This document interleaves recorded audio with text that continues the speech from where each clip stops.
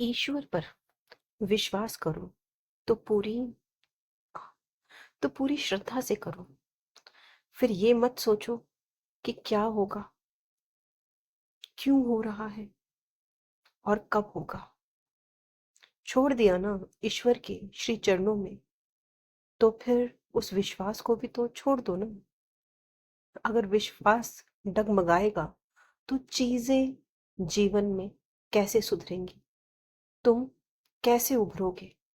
कभी सोचा है कि इस डगमगाते हुए विश्वास के साथ ईश्वर पर चीजें कैसे छोड़ोगे।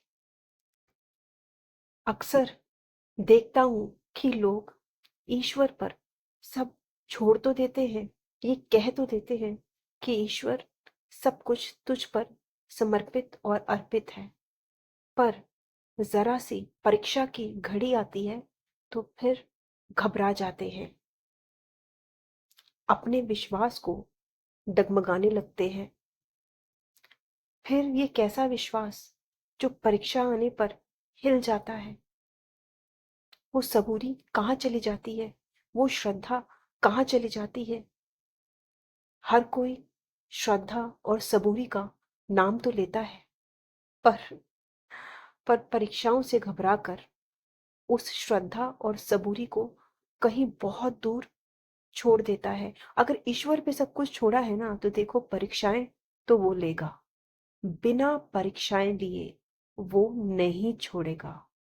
इस बात को अपने जहन में अच्छे से बिठा लो।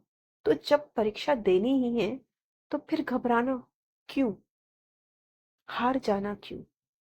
देखो लड़ना तो है ही ना, तो इससे अच्छा है कि ईश्वर पर विश्वास करके उस पर सब कुछ सौंप कर ही लड़ लिया जाए। वो घबराहट और वो बेचैनी फिर नहीं होगी। और जो लड़ाई तुम अकेले लड़ोगे ना, बिना ईश्वर के, तो उसमें घबराहट भी होगी, बेचैनी भी होगी, डर भी लगेगा। पर अगर वही लड़ाई ईश्वर पर सब कुछ छोड़कर उस पे सब कुछ अर्पित और समर्पित करके करोगे, उसके श्री चरणों में हर एक चीज को डाल दोगे ना, तो फिर वो घबराहट, वो बेचैनी, वो डर नहीं होगा। तुम लड़ाई लड़ भी लोगे और समय आने पर उसको जीत भी लोगे। इसलिए डरो मत, अपने विश्वास को डगमगाओ मत, नकारात्मकता से अपने मन को भरो मत। उस मन को ईश्वर के नाम जाप से भर लो, तो फिर देखो चमत्कार होना तो स्वाभाविक ही है। बाकी खुश रहो और खूब मुस्कुराओ।